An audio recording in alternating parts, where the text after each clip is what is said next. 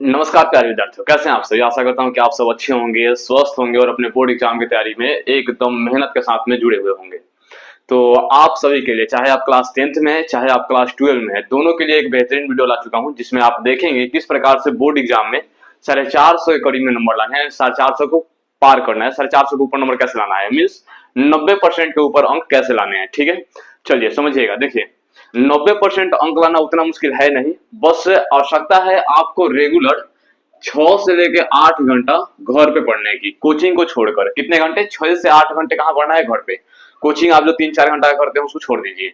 ठीक है, केवल आपको इतने ही घंटे घर पे देने हैं, लेकिन वो कैसे देने हैं और कब देने हैं ये अभी मैं आपको बताने वाला हूँ। पूरा डिटेल में वीडियो को बनाया हूँ, तो आप घबराइएगा नहीं और देखिएगा पूरे वीडियो किस प्रकार से पूरा एक्सप्लेन कर रहा हूँ और कैसे आपको पढ़ना है कि आपको ज्यादा वो बर्डन भी ना लगे, मतलब बोझ भी ना लगे और पढ़ाई बढ़िया से होते भी रहे। ठीक है, चलिए देखिएगा। सबसे पहले बात करेंगे कि बोर्ड एग्जाम में क्लास चाहे 10th हो चाहे कौन हो, क्लास 12th हो, दोनों के लिए वीडियो है। ठीक है, तो दोनों आदमी देखिएगा। जैसे बोर्ड एग्जाम में 450 अंक कैसे आएंगे? ठीक है, ये हमारा प्रश्न है कि बोर्ड एग्जाम में क्या 450 अंक लाना उतना कठिन है क्या जितना बात होता है? तो जी हाँ, बिल्कुल नहीं कठिन है। ठीक है, बस आपको मैंने बताया कि 6 से 8 घंटे रेगुलर पढ़ने हैं। कैसे पढ़ने हैं उसकी बात अभी हम तुरंत करने वाले हैं। देखिएगा, 90% अंक लाने के लिए कितने घंटे पढ़ने होंगे, इसका तो आंसर मैंने पहले दे दिया कि मुश्किल से 6 से 8 घंटे पढ़ने हैं, इससे अधिक नहीं। ये नहीं कि वो आप टॉपर की वीडियो देख रहे हैं इसमें वो 18 घंटे पढ़ रहा है, 16 घंटे पढ़ रहा है, कोई उतना नहीं पढ़ता है। ठीक है, टॉपर वगैरह भी जो होते हैं वो बनने के बाद में उनका घंटा भी क्या होता है, बढ़ जाता है। वो भी 8 घंटे ही पढ़ते होंगे, 7 घंटे ही पढ़ते होंगे। ठीक है, समझिएगा। लेकिन पढ़ने का तरीका उनका अलग रहता है, वही तरीका आज मैं आपके सामने बताने वाला हूँ। देखिए, जैसे बात करें किस किताब से पढ़ना होगा, सबसे पहली बात कि आप के प्रश्न ये उठ रहा होगा मन में कि सर यदि 450 प्लस अंक लाना है तो कौन से बुक को फॉलो करूं, किसको पढ़ूं। ठीक है, यहाँ पर कुछ चीजों को लिखा हुआ, समझिएगा उसको।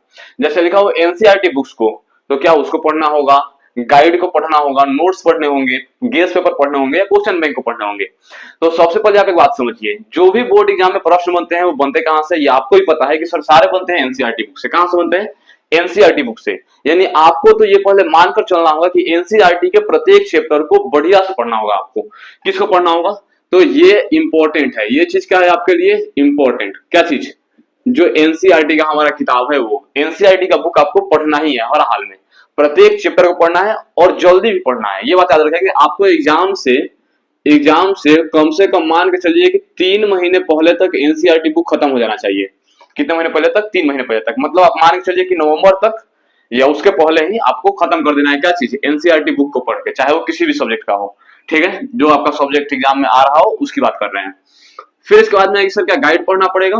तो नहीं, गाइड को पढ़ने से पूरा मना करता हूँ, गाइड आपको नहीं पढ़ना है। ठीक है, हाँ, एनसीईआरटी बुक के अलावा एक चीज इंपॉर्टेंट है, वो है आपका खुद का बनाया गया नोट्स। आपका खुद का बनाया गया नोट्स, उसको पढ़ना है। और आप ये जब एनसीईआरटी बुक को पढ़ रहे होंगे, आप उस समय खुद से नोट्स बनाएंगे। खुद से क्या करेंगे? खुद से आप नोट्स बनाएंगे। ठीक है, क्योंकि आपका जो नोट्स होगा उसका कंपैरिजन कोई और दूसरा नोट्स कर ही नहीं सकता है। ठीक है, अब देखिए उसके बाद में क्या गेस पेपर पढ़ने होंगे। तो इसको भी पढ़ना उतना इंपॉर्टेंट नहीं है, आप एग्जाम के समय में आधा 1 घंटा इसको भी दे सकते हैं, वो इतना इंपॉर्टेंट नहीं है। फिर आता है इंपॉर्टेंट चीज हमारा यहाँ पर क्वेश्चन बैंक। ये बहुत इंपॉर्टेंट है, ये प्रश्न कहाँ से आ रहे हैं, पिछले 4-5 सालों में प्रश्न कहाँ से आ रहे हैं, किस सब्जेक्ट में, किस टॉपिक से या फिर किस चैप्टर से आ रहे हैं, ये जानना आपके लिए बहुत आवश्यक होता है। तो जब आप एक बार एनसीईआरटी बुक को कवर कर लेंगे, किसको कवर कर लेंगे? एनसीईआरटी बुक को, तो उसके बाद में आप चले जाइएगा क्वेश्चन बैंक पे सीधे। कहां जाइएगा? क्वेश्चन बैंक पे। और देखिए किस चैप्टर से कौन कौन सा ऐसा टॉपिक है जिससे बार बार एग्जाम में प्रश्न क्या हो रहे हैं, रिपीट हो रहे हैं, बार बार एग्जाम में प्रश्न क्या हो रहे हैं, रिपीट हो रहे हैं। फिर आपको उसको पढ़ना है। ठीक है, जब क्वेश्चन बैंक का पिछले 4-5 साल का लगा लीजिएगा, पिछले 4-5 साल का जब आप क्वेश्चन बैंक लगाइए, तो आपको ये पूरा अनुमान हो जाएगा कि बिहार बोर्ड जो है वो क्वेश्चन सेट कैसे करता है, किस चैप्टर से कितने प्रश्न रहते हैं, इसका भी आप आकलन कर पाएंगे। ठीक है, आगे समझिएगा। अच्छा, कुछ ऐसे चैप्टर्स हैं प्रत्येक सब्जेक्ट में बात करें तो जो बहुत इंपॉर्टेंट है। ठीक है, 4 से 5 चैप्टर ऐसे चैप्टर हैं जो बहुत इंपॉर्टेंट है।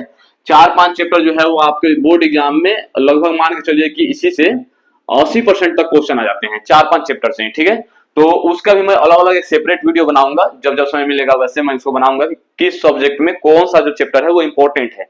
ठीक है, इसकी बात करेंगे, लेकिन आज फिलहाल इसकी बात हम नहीं करते हैं। ठीक है, आगे देखिए कि आपको सर 400 लाना है तो सिलेबस या एग्जाम का जो भी पैटर्न है उसको गहराई से विश्लेषण करना होगा, गहराई से समझना होगा।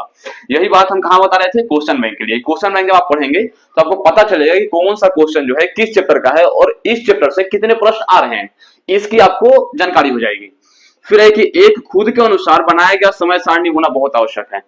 आप अपने अनुसार अपना समय सारणी बनाइए, दूसरे का कॉपी करने का प्रयास मत कीजिए। जैसे समझिए, मान लीजिए कोई टॉपर का आपने वीडियो देखा, बहुत चलता है टॉपर का वीडियो, वो कह रहा है कि 6 बजे हम उठ के और 6 से लेकर और 10 तक पढ़ते हैं सुबह में 4 घंटा।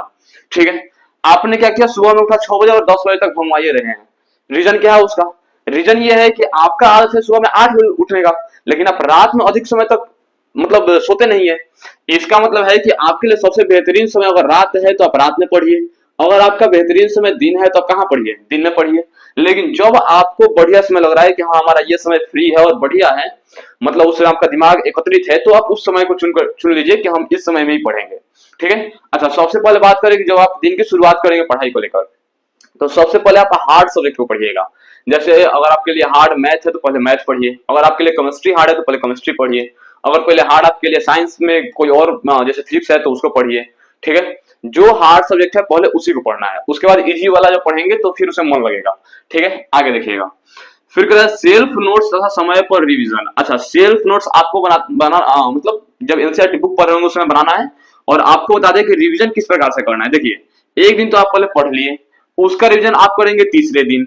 ठीक है, और तीसरे दिन के बाद सीधे रिवीजन करेंगे 7वें दिन, और 7वें दिन के बाद फिर एक बार में 1 महीना बाद यानी 30 दिन करेंगे, 30 दिन के बाद करेंगे, और फिर एग्जाम के समय में एक बार करेंगे। ठीक है, ये स्ट्रेटजी आपकी बनी रहनी चाहिए। मतलब एक बार पहले दिन पढ़ लिए, उसका रिवीजन उसके तीसरे दिन करेंगे, और फिर 1 सप्ताह बाद रिवीजन करेंगे, और फिर 1 महीना बाद रिवीजन करेंगे, और उसके बाद में सीधे एग्जाम के समय में रिवाइज करेंगे। आगे देखिएगा, प्रीवियस ईयर क्वेश्चन पेपर, ये इंपॉर्टेंट है क्वेश्चन बैंक। ये तो बता देना आपको यहाँ पे कि प्रीवियस ईयर का जो क्वेश्चन पेपर है वो क्वेश्चन बैंक से आपको मिल जाएगा, और वो आपके एग्जाम के लिए बहुत ही इंपॉर्टेंट होने वाला है।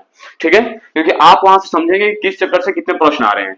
उसके बाद में कि आंसर राइटिंग, यानी कि राइटिंग सुधार करना पड़ेगा। ये तो बात है, राइटिंग सुधारना पड़ेगा आपको, आंसर राइटिंग सीखना पड़ेगा। ये किस प्रकार से बोर्ड एग्जाम में कॉपी को लिखें ताकि जो एग्जामिनर चेक कर रहा है वो आपको बढ़िया से बढ़िया अंक दे दे।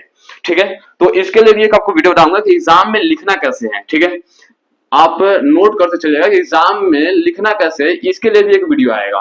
ठीक है, उसकी भी आपको फिक्र नहीं करना है, लिखावट आप कैसे और सुधार सकते हैं, एग्जाम में कैसे लिखेंगे कि नंबर जो है वो बेहतरीन है, उसकी भी वीडियो आ जाएगी। आगे देखिएगा, ऑब्जेक्टिव प्रश्नों पर विशेष पकड़ होनी चाहिए। मतलब आप मान के चलिए कि जो बच्चे 450 प्लस पार करते हैं या फिर 450 तक जाते हैं, उनका ऑब्जेक्टिव में क्वेश्चन जो है वो ना के बराबर गलत होता है। मतलब यदि मान लीजिए कि अगर टोटल क्वेश्चन कितना हो जाएगा, अगर 230 है टोटल क्वेश्चन, ठीक है, ऐसे मान के चलते हैं, 230 अगर है, होता भी इतना ही बनाना होता है, तो 230 में या तो उनका 230 आता है या फिर 29 या 28 आता है, इससे नीचे नहीं आता है। उनका 1-2 क्वेश्चन कोई कॉमन एरर के कारण से एकदम मिस्टेक हल्का फुल्का हो गया तो गलत हो गया, नहीं तो पूरे ऑब्जेक्टिव सही होते हैं। मतलब ऑब्जेक्टिव क्वेश्चन पे आपकी पकड़ जबरदस्त होनी चाहिए। अगर 100 क्वेश्चन दे रहा है तो 50 आपको एकदम कंठस्थ याद होना चाहिए कि हाँ इसका आंसर ये होगा। ठीक है, आगे देखिएगा। उसके बाद में आपकी बात करें, लास्ट यहाँ पे एक पॉइंट हमने लिखा हुआ है, एकाग्रता तथा स्वास्थ्य। मतलब आप जब भी पढ़ेंगे तो आपका एकाग्र होना बहुत आवश्यक है। तो पढ़ने से 5 मिनट पहले आप खुद को दीजिएगा, और उस समय आप फोन से दूर रहेगा, सोशल मीडिया से तो दूर हो ही जाइए।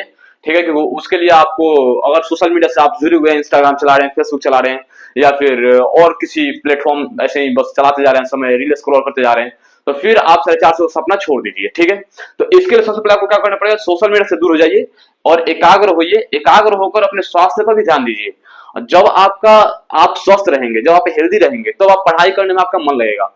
और अगर आप बीमार होते हैं तो आपको किसी भी चीज में मन नहीं लगता है।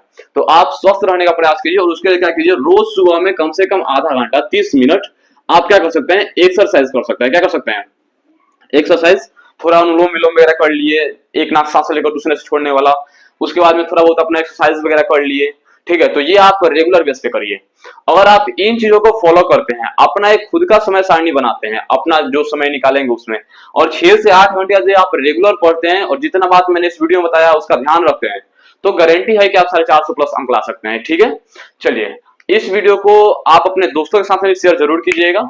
और बात करें तो आपको कैसा लगा, इसका जानकारी आप हमें कमेंट बॉक्स में बता के दे सकते हैं कि सर वीडियो कैसा लगा, और आप इसे फॉलो करेंगे इसकी भी जो वादा है आप कमेंट में कीजिए सर, हम अब की बार लगकर 450 प्लस अंक पार करने वाले हैं। ठीक है, चलिए मिलते हैं अगले वीडियो में, तब तक के लिए जय हिंद।